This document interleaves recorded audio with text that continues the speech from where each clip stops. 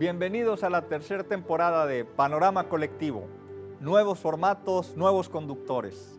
Valeria Peña en su sección les preguntará cuál es su opinión acerca de nuestros temas. En el videoclip tenemos a Emanuel Tamés analizando la relación de la imagen con la música.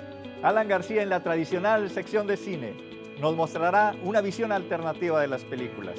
Y el tema de hoy, la Gioconda, mejor conocida como la Mona Lisa, del pintor renacentista Leonardo da Vinci. Todo esto y más en nuestro Panorama Colectivo.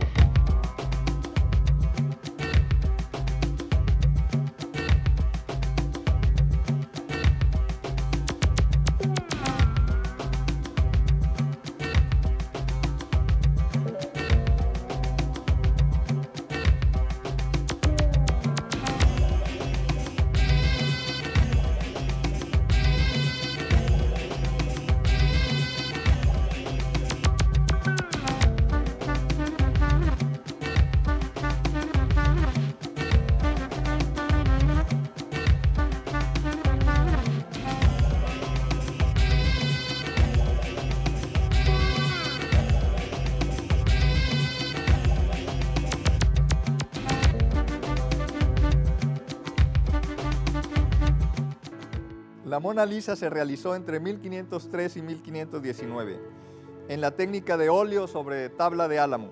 Las medidas aproximadas son de 77 por 53 centímetros. Es muy pequeña en tamaño, pero la visitan gran cantidad de personas. Es muy emblemática y muy popular. Para esto hemos invitado a Francisco Rocha, que nos hablará de todo lo relativo a la Mona Lisa. Pero antes vamos a ver qué nos preparó Valeria Peña. Gracias, Mario, y gracias a todos por dejarme formar parte de esta nueva temporada de Panorama Colectivo. El día de hoy nos encontramos en la calle Morelos preguntando a la gente acerca del tema La Mona Lisa, que también es conocida como la Gioconda. Vamos a ver qué nos responden. ¿Sabe quién fue la Gioconda? No. No. ¿Tú sabes? No. ¿La Llorona? No, la Gioconda. La Gioconda no. La Gioconda. Sí me suena. ¡Ey, no me veas feo! No tengo ni idea. No. Tampoco. Mona Lisa. Sí, sobre todo la obra de Miguel Ángel. ¿Y la Mona Lisa? Ah, sí, es un retrato de un artista, ¿no? Sí, también. Sí, por supuesto. ¿Qué me puede decir de la Mona Lisa? La Mona Lisa fue la esposa de Leonardo da Vinci y él la pintó. Pues está muy bonita, me gusta mucho. ¿Qué la hizo Da Vinci? Que es una pintura, ¿no? Que es muy bonita la señora. Es un cuadro que pintó Miguel Ángel. La Mona Lisa es la pintura de Da Vinci, ¿no? Que está en París, Francia o algo así. Pues la vimos en Louvre, en París, y es una obra que está lleno de gente que le admira. ¿Qué se les viene a la mente cuando escuchan Miguel Ángel, Donatello, Rafael y Leonardo? Puro italiano, pintor, escultores. Ah, la Mona Lisa. No sé. Son las Tortugas Ninja, son 4 tortugas que fueron una serie animada. Las tortugas ninja. Las tortugas ninja. A mí también. Tortuga Ninja. ¿Tortugas Ninja? ¿Sabían que les pusieron así a las tortugas niñas porque fueron 4 pintores muy importantes de su época? Sí. Sí. Muy bien, y la última pregunta es, ¿por qué creen ustedes que la Mona Lisa es una pintura tan misteriosa y enigmática?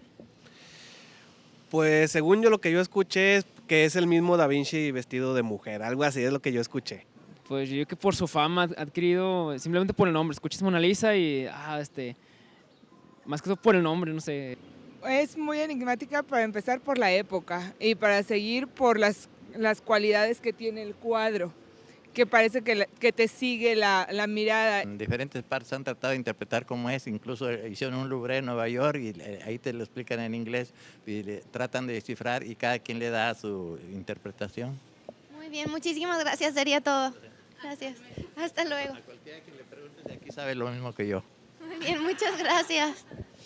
Pues esto ha sido lo que nos respondieron acerca del tema La Mona Lisa. Nos vemos a la próxima.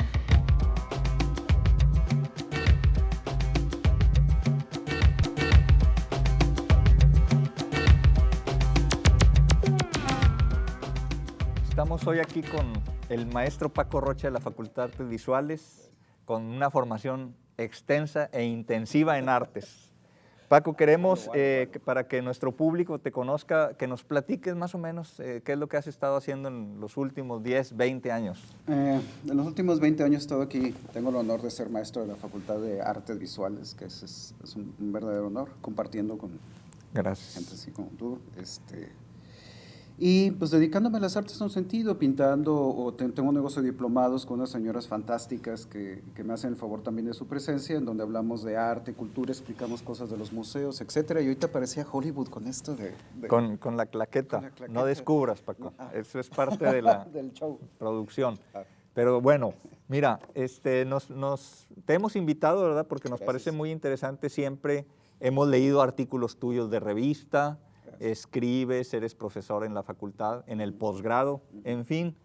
Paco es una caja aquí de sorpresas y queremos, en este programa, queremos que tú nos hables sobre uno de los grandes mitos del arte, porque la gente nos habla mucho y nos dice, a ver, queremos que nos expliquen más sobre la Mona Lisa.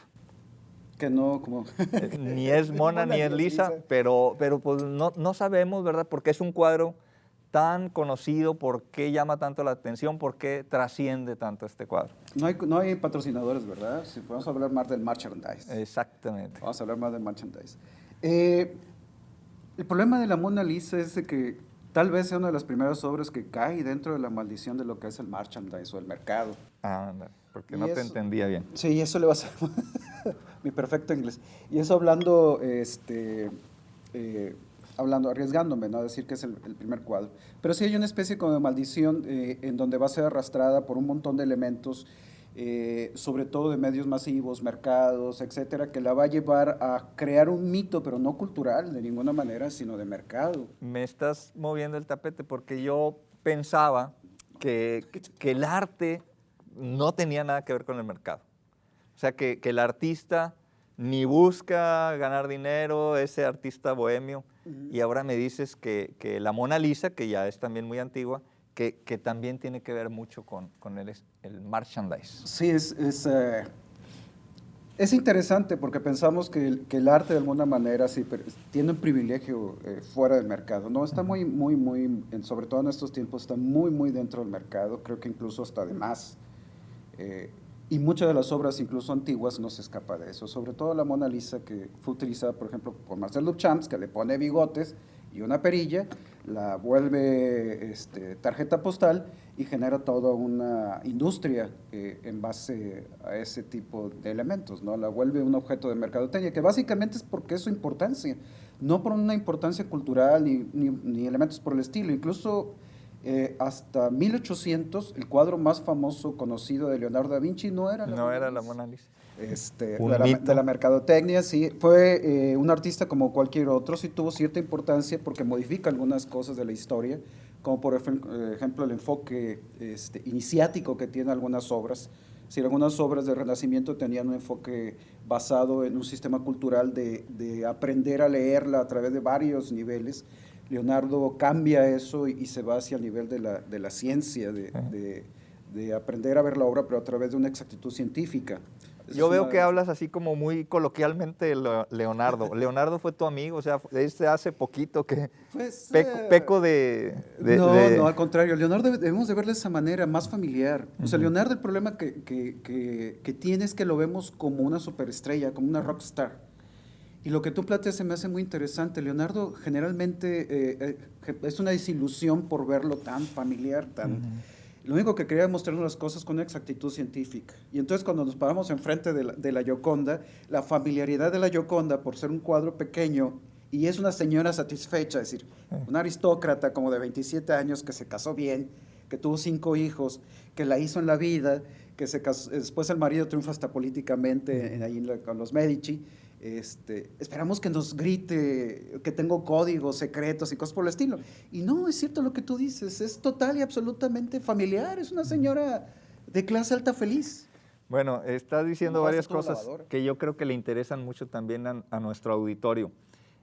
Hablaste de los Medici, de varias cosas. ¿En dónde contextualizas la Mona Lisa? ¿Hace cuánto? ¿En qué época? ¿En qué contexto? Bueno, voy a hacer trampa porque hay muchas cosas que uno no se acuerda, más con la exactitud.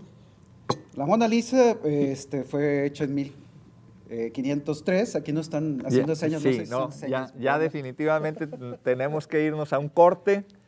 Volvemos en un momento más. Seguimos platicando de la Mona Lisa y de todo lo que tenemos que decir de ella.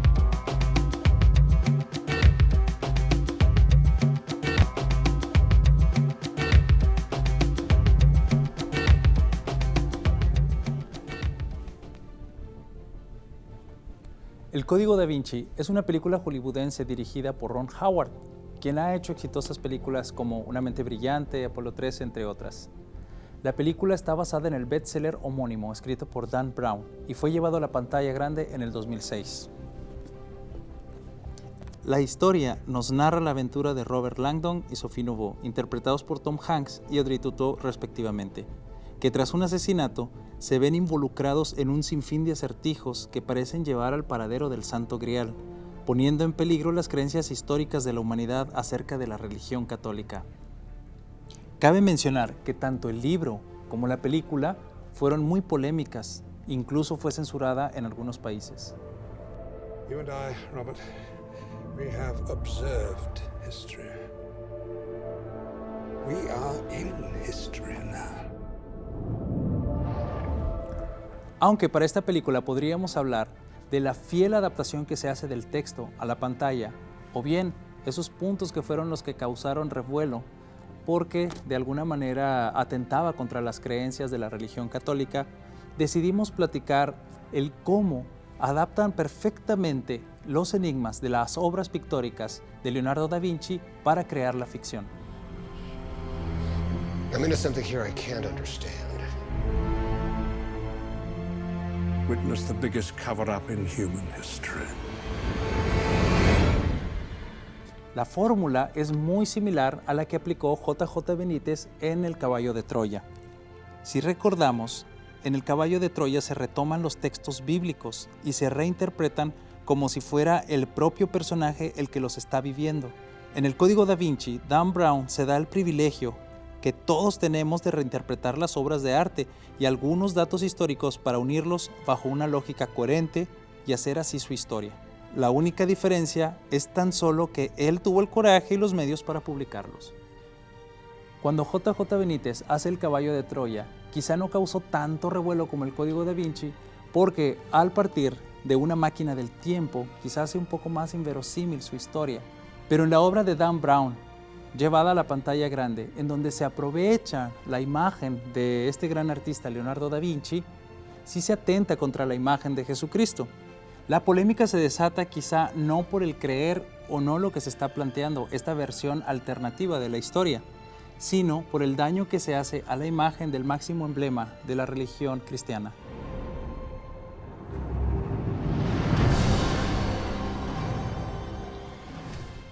¿Qué podemos resumir de todo esto?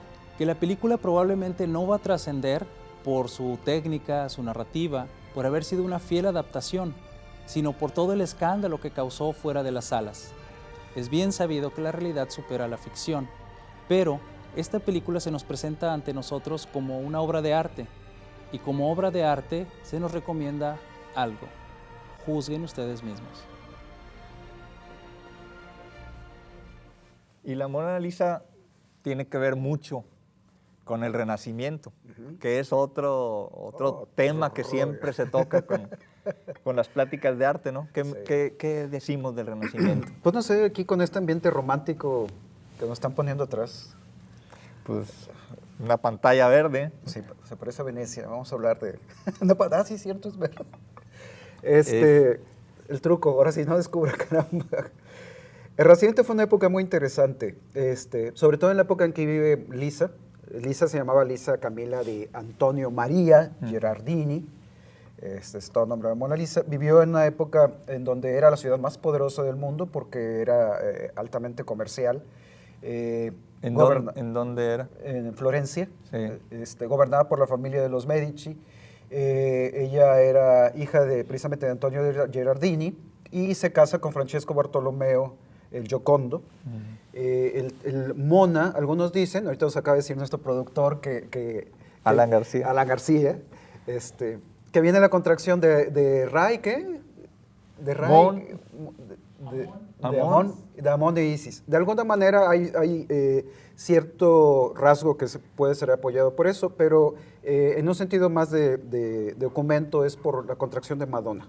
Hay muchas interpretaciones, ¿no? Sí, muchas, bueno, a sí. mí también siempre me intriga eso. ¿Se valen todas las interpretaciones o qué? ¿Tú qué Se nos dices? valen siempre y cuando sepamos que podemos estar jugando y que son especulaciones. En el mundo de la ciencia la especulación es correcta siempre y cuando sepamos que es especulación. Okay. Pero ya cuando en la historiografía, que entramos a la historiografía, entonces sí ya tenemos que basarnos un poco más en hechos. En información, documentos, etcétera. Sí, hay un, aunque sé que sale del tema, pero hay una cosa que Carl Sagan dice en Cosmos.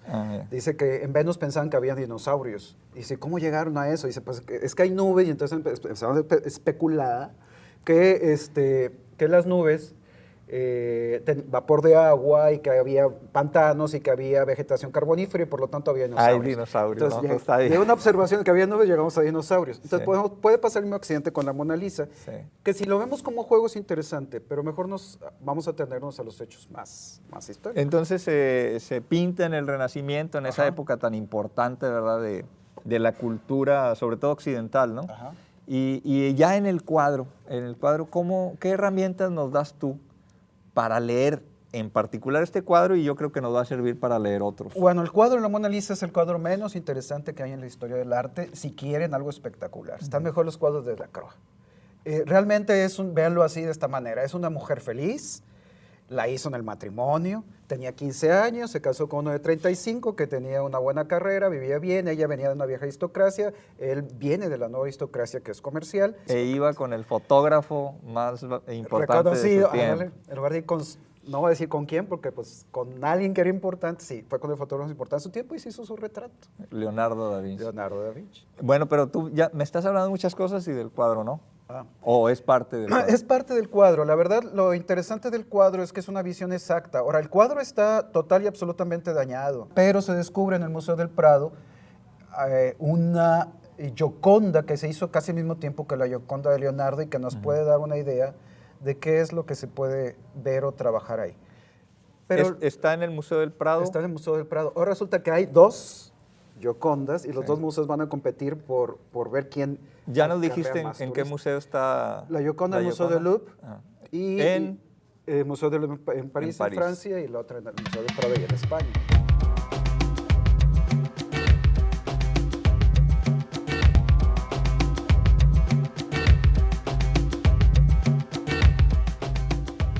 Me sigue llamando la atención.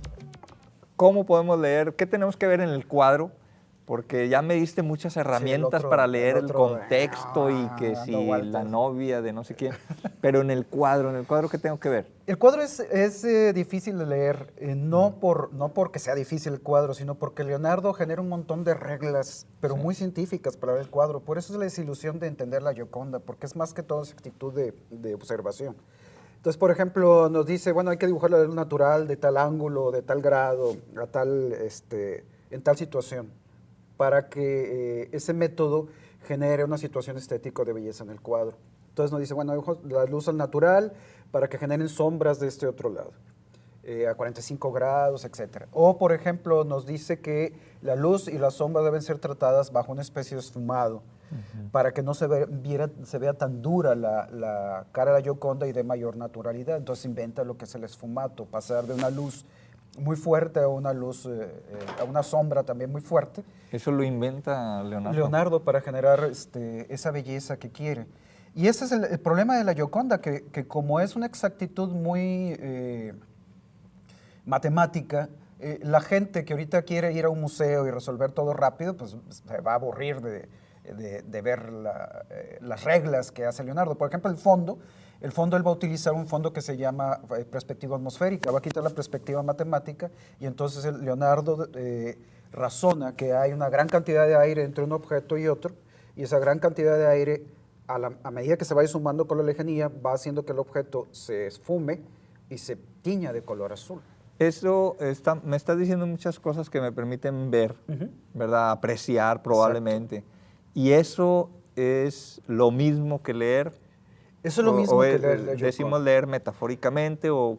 No es leer, es correcto lo que tú dices. Aunque de alguna manera parece que de repente molesta que veamos el arte como una lectura, el arte es una lectura. Es una manera de leer las cosas o las realidades, y necesitas una competencia de lectura para entender cada una de las obras. El hecho de irte a parar a un museo y estar todo lleno de gente con cámaras fotográficas, o nada más decir fui a ver la Gioconda y se acabó, de alguna manera no te vas a ser una persona alfabetizada en el arte.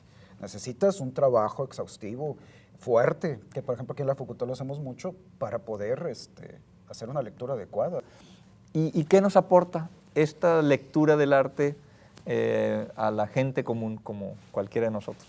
No nada más esta, sino la otra lectura del arte aporta siempre maneras diferentes de ver la realidad. Lo que a final de cuentas genera el arte es una identidad, y eso es importante para nosotros. Es decir, quiénes somos, por qué hacemos las cosas como las hacemos y de dónde viene toda esa genética.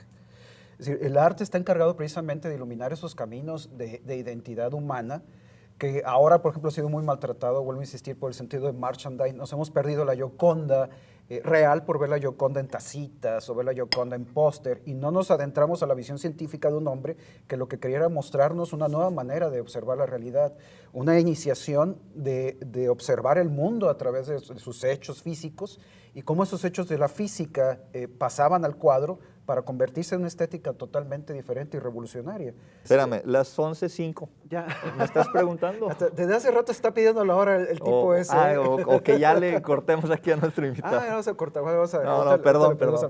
Es que somos nuevos en esto. Sí, pero 3 puntos importantes, lo que toca decir. Sí. Mercadotecnia. Tenemos que alfabetizarnos para entender la obra, y la contextualizaste muy bien. Es simplemente un cuadro de una Madonna feliz, que fue con el más prestigioso y moderno de los pintores, el que se ve el cuadro. Nos has dado muchos elementos. Fíjate que también te quiero invitar a que te quedes con nosotros.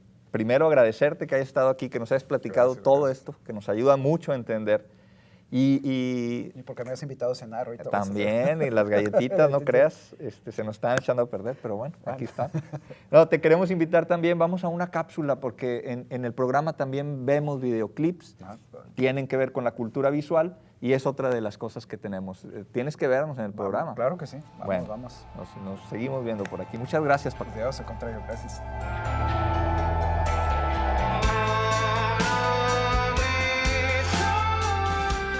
Hablando de la Mona Lisa, quisimos ver cómo esta obra de arte ha repercutido en diferentes manifestaciones artísticas, y encontramos The Ballad of the Mona Lisa, una canción de la banda Panic! At the Disco. Esta canción fue compuesta por el vocalista Brandon Urie y el video dirigido por Shane Drake, quien estuvo ya trabajando con ellos anteriormente en el video I Write Sing No Tragedies, que en cierto aspecto son una precuela-secuela, más no en la trama principal. En este video de Ballad of the Mona Lisa, los detalles fueron minuciosamente cuidados para generar ese estilo o esa estética steampunk o retrofuturista.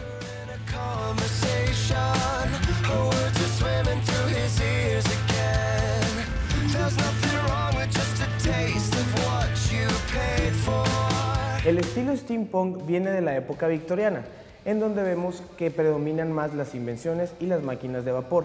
En el video vemos cómo la banda trae un outfit muy ad hoc a este estilo, usando todo este tipo de accesorios, y están tocando en un funeral, el funeral del vocalista Brandon Urie, que interpreta 2 papeles, uno que viene siendo basado en Sweeney Todd y otro obviamente el difunto. La temática de este velorio y la temática de la canción Mona Lisa hacen una alusión a despedir a la banda del pasado, por eso la muerte de Urie, y abrazar su nuevo concepto, su nuevo futuro, y esto le da un significado más a la canción.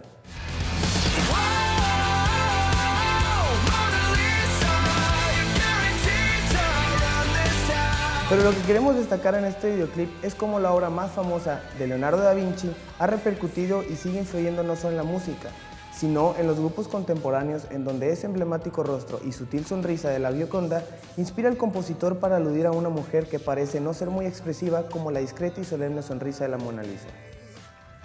Bueno, los dejo con este video de Panic! At the Disco, The Ballad of the Mona Lisa. Que lo disfruten.